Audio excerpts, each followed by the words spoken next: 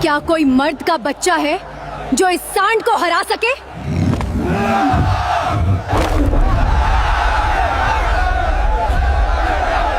मैं हरा सकता हूं।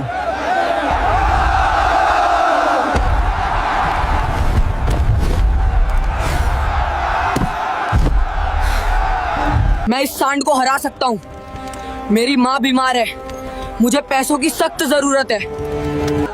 तू इस सांड को हरा सकता है? बड़े बड़े पहलवान भाग गए। अगर तुमने उसे हरा दिया तो मैं तुम्हें 10 करोड़ रुपए भी दूंगी और तुम्हारे साथ एक रात भी गुजारूंगी। चैलेंज स्वीकार है।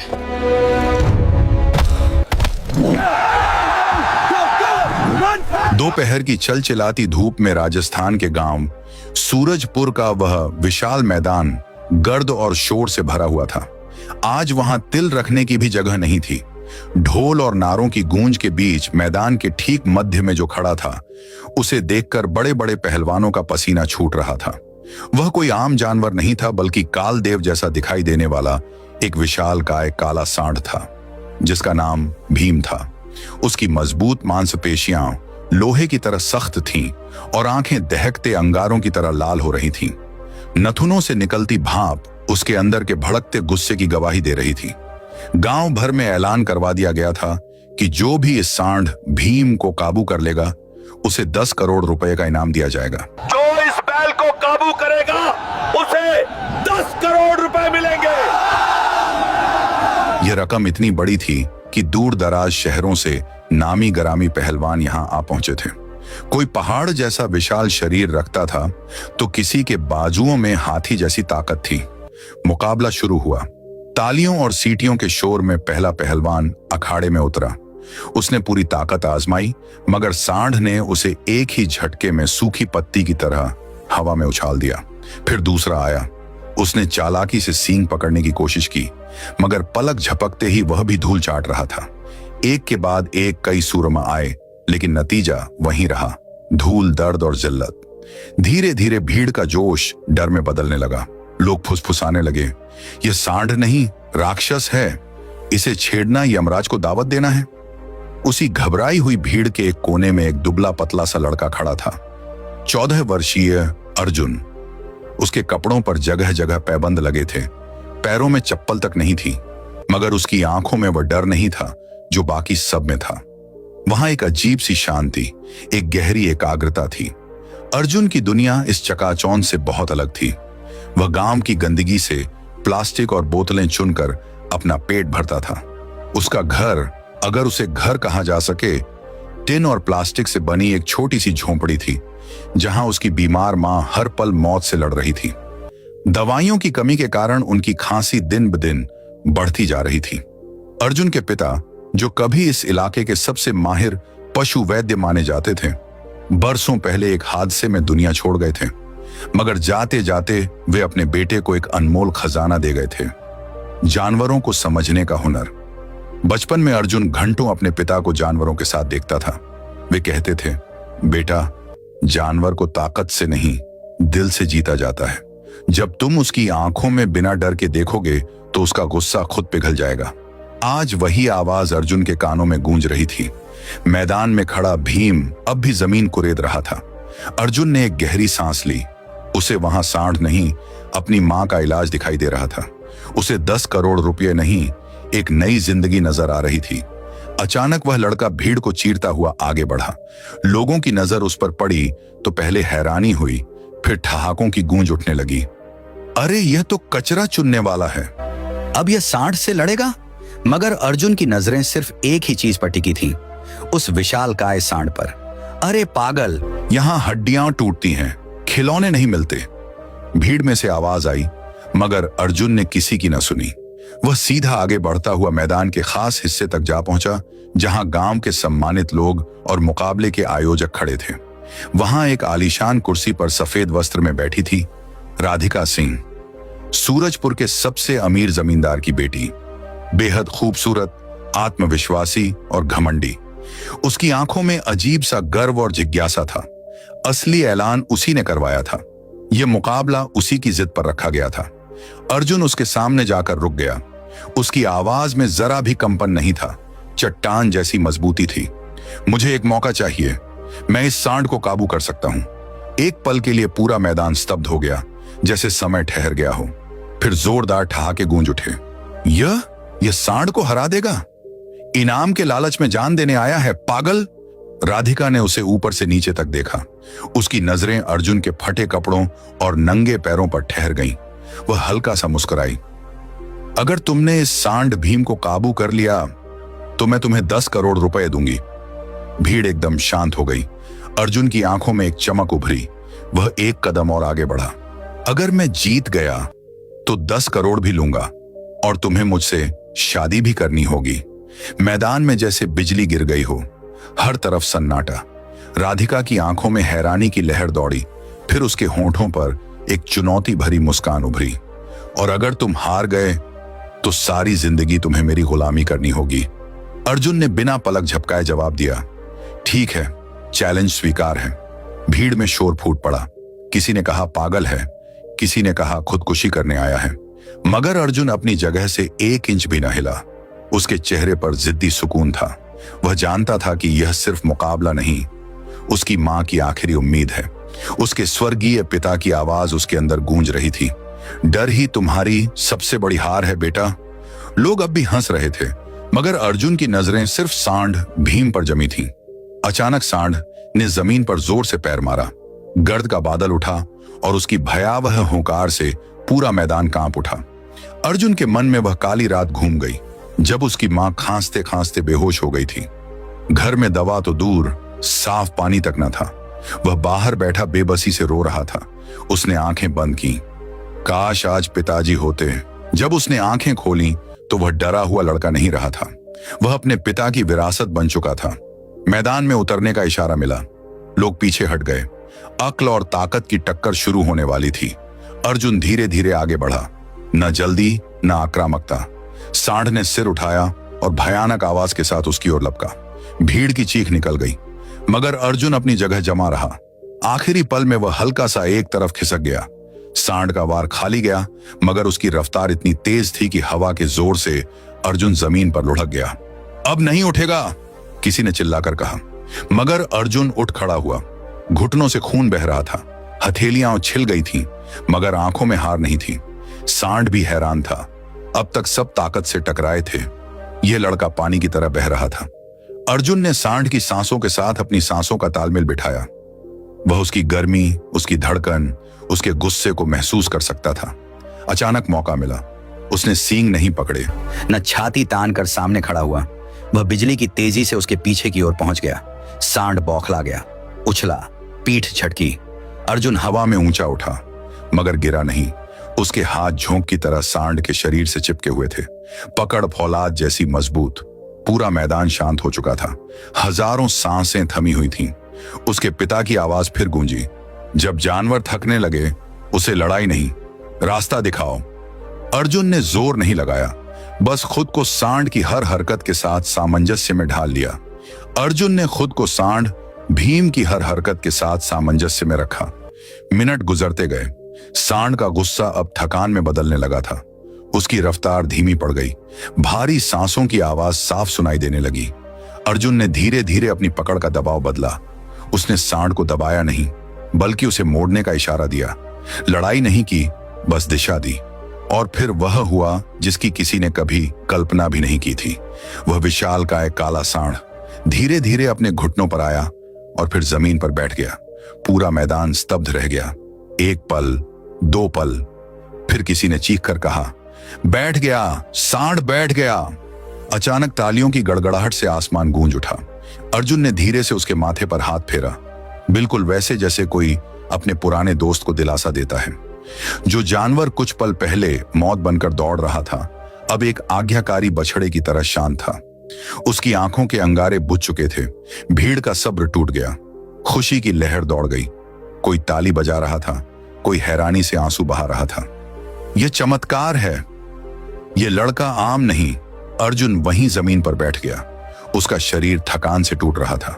सांसें बेकाबू थीं, मगर उसके मिट्टी से सने चेहरे पर एक विजयी मुस्कान थी।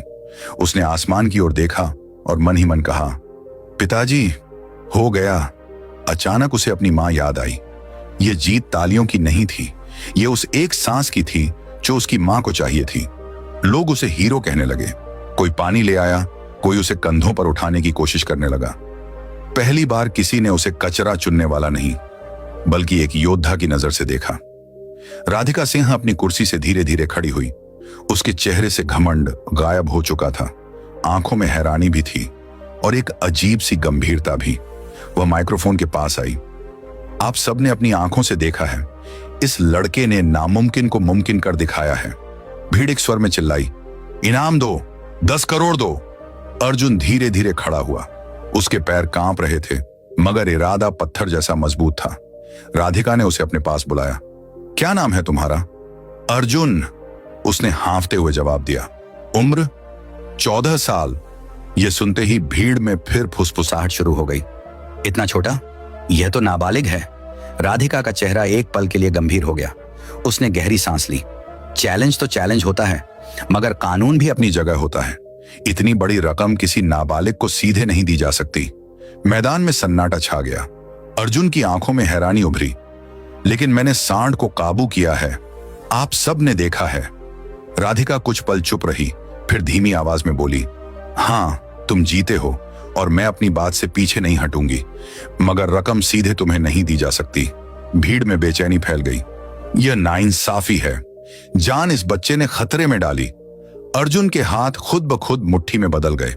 उसे लगा जैसे उसके पैरों के नीचे से जमीन खिसक गई हो। अभी जो उम्मीद का सूरज निकला था, उस पर कानून के बादल छा गए थे। उसने नम आंखों से राधिका की ओर देखा। अब मामला सिर्फ पैसों का नहीं था, यह उसकी मां की जिंदगी का सवाल था। अर्जुन की आवाज में एक दर्द भरी फरियाद थी। मुझे पूरे 10 करोड़ नहीं चाहिए, बस इतना दे दीजिए कि मेरी मां बच जाए। उसके ये शब्द मैदान में मौजूद हर इंसान के दिल को चीर गए। पूरा माहौल शांत हो गया। राधिका सिंह ने अर्जुन को गौर से देखा। अब उसकी आंखों में घमंड नहीं था, वहां सम्मान था। वह धीमी आवाज में बोली, तुम बहुत बड़ा दिल रखते हो अर्जुन, हम कोई ना कोई रास्ता जरूर निकालेंगे। बहस शुरू हो गई। वकील, कागजात, कानून, सब बातें होने लगी, मगर अर्जुन के पास वक्त नहीं था। हर गुजरता पल उसे अपनी मां से दूर ले जा रहा था। वह और इंतजार न कर सका। वह भीड़ को चीरता हुआ नंगे पांव दौड़ पड़ा। घायल शरीर, बहता खून, मगर कदम रुके नहीं। वह सीधा अपनी टूटी हुई झोंपड़ी की ओर भागा। दरवाजे पर पहुंचकर उसकी सांसें फूल चुकी थीं। अंदर अंधेरे में उसकी मां लेटी थी, सांसें भारी, आंखें बंद। अर्जुन दौड़कर उनके पास घुटनों के बल बैठ गया। उसने उनका ठंडा कमजोर हाथ अपने हाथों में लिया। आंसू टपककर उनकी हथेली पर गिरने लगे। रूंधी हुई आवाज में उसने कहा, मां उठो, मैं जीत गया। मां ने बड़ी मुश्किल से आंखें खोली। पीले होंठों पर हल्की सी मुस्कान उभरी। मुझे पता था तेरे पिताजी तुझ में जिंदा हैं बेटा। अर्जुन की आंखों से आंसू बहने लगे। मां, अगर उन्होंने पैसे न दिए तो? मां ने अपनी बची खुची ताकत से उसका हाथ दबाया। बेटा, तूने कोशिश की, मेरे लिए यही सबसे बड़ी दौलत है। मगर अर्जुन के लिए यह काफी नहीं था। वह रात उसने आंखों में काटी। अगली सुबह उसे संदेश मिला। उसे फिर मैदान में बुलाया गया था। इस बार माहौल अलग था। भीड़ कम थी, मगर गंभीरता ज्यादा। राधिका सिंह खड़ी थी। उसके साथ गांव के सम्मानित लोग भी थे। उसने अर्जुन की आंखों में देखकर कहा, हमने फैसला कर लिया है। अर्जुन की सांस गले में अटक गई। तुम्हारी जीत पर कोई सवाल नहीं, इनाम तुम्हारा ही है। अर्जुन की आंखों में उम्मीद चमकी, मगर राधिका ने बात पूरी की। पैसे सीधे तुम्हें नहीं मिलेंगे, पूरी रकम शहर के बड़े अस्पताल को दी जाएगी, तुम्हारी मां के इलाज के लिए। कुछ पल के लिए सन्नाटा छा गया।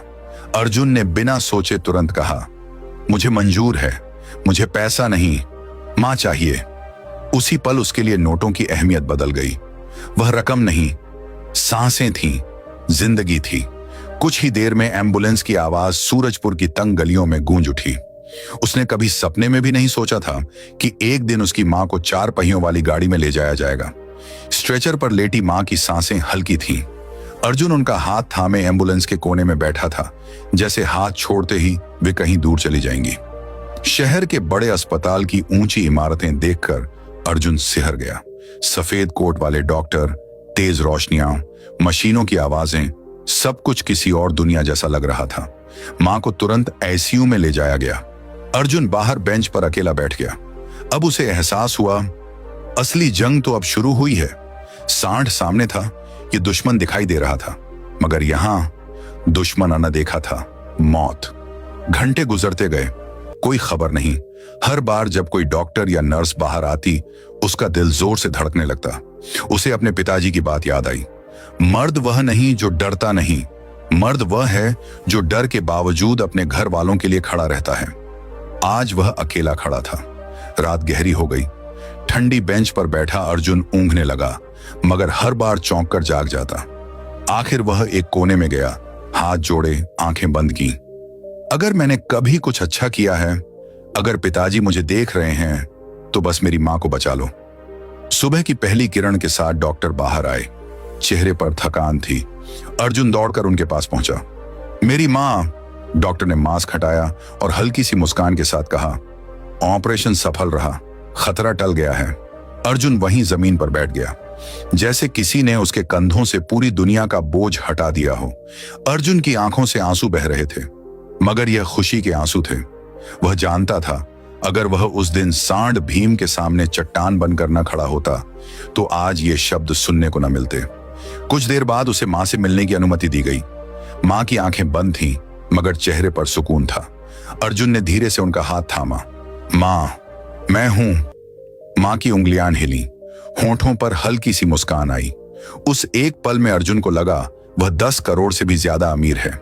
दिन गुजरते गए, मां की तबीयत बेहतर होने लगी। अर्जुन रोज उनके पास बैठता, कभी पानी पिलाता, कभी बातें करता। एक दिन मां ने कमजोर आवाज में पूछा, सच बता बेटा, उस जानवर के सामने तुझे डर नहीं लगा था? अर्जुन मुस्कुरा दिया, नहीं मां, आपने ही तो सिखाया था, हार मान लेना पाप है। मां की आंखें नम हो गईं। कुछ दिनों बाद छुट्टी मिल गई। जब वे अस्पताल से बाहर निकले, तो अर्जुन ने आसमान की ओर देखा। आज सूरज कुछ ज्यादा ही चमकीला लग रहा था, जैसे जिंदगी खुद मुस्कुरा रही हो। वह मां का हाथ पकड़कर धीरे धीरे चल रहा था। मां कमजोर थी, मगर आंखों में जीवन लौट आया था। अब अर्जुन सिर्फ बेटा नहीं, सहारा बन चुका था। झोंपड़ी में वापस आकर सब कुछ वैसा ही था। टूटी छत, पुरानी दीवारें, तंगी, मगर एक फर्क था। अब उस घर में बेबसी नहीं थी। कुछ दिनों बाद गांव का मंजर बदलने लगा। वही लोग जो पहले मजाक उड़ाते थे, अब सम्मान से मिलते थे। कोई फल लाता, कोई कपड़े, कोई सिर्फ अर्जुन को देखने आता। एक दिन राधिका सिंह भी आई, सादे कपड़ों में, बिना किसी घमंड के। उसने अर्जुन के सामने आकर कहा, तुमने सिर्फ सांड को काबू नहीं किया, तुमने मेरा घमंड भी तोड़ा है। वह कुछ पल चुप रही, फिर धीमी आवाज में बोली, चैलेंज मुझे याद है और मैं अपनी बात से पीछे नहीं हटती। अर्जुन ने हैरानी से उसकी ओर देखा। राधिका ने नजरें झुका ली, मगर शादी किसी जिद या घमंड पर नहीं होनी चाहिए। अगर कभी होगी तो बराबरी और सम्मान पर होगी। अर्जुन ने शांति से जवाब दिया, मैंने चैलेंज जीता था, दिल नहीं हारना चाहता, बाकी फैसला वक्त करेगा। राधिका की आंखों में पहली बार नरमी थी। समय गुजरता गया। अर्जुन ने बोतलें चुनना छोड़ दिया। उसने शहर के एक मैकेनिक के पास काम सीखना शुरू कर दिया। मेहनत उसे विरासत में मिली थी, अब उसे दिशा मिल गई थी। मां रोज सुबह उसके लिए दुआ करती थी, भगवान मेरे बेटे को हमेशा सलामत रखना। एक शाम अर्जुन झोंपड़ी के बाहर बैठा आसमान देख रहा था। ठंडी हवा चल रही थी। वह धीरे से बोला, पिताजी, आपने जो सिखाया था उसी ने मां को बचाया है। हवा का एक झोंका उसके बालों को छूकर गुजरा, जैसे किसी ने सिर पर हाथ रखा हो। महीने बीत गए। मां पूरी तरह स्वस्थ हो गई। घर में अब हंसी सुनाई देती थी। एक दिन मां ने मुस्कुराकर कहा, बेटा, अब अपने लिए भी जीना सीख। अर्जुन ने हल्की सी मुस्कान के साथ जवाब दिया, मां, मेरा सबसे बड़ा मुकाबला तो मैं जीत चुका हूं। वह अब भी वही सादा लड़का था, मगर उसमें एक नई चीज जुड़ चुकी थी, हौसला।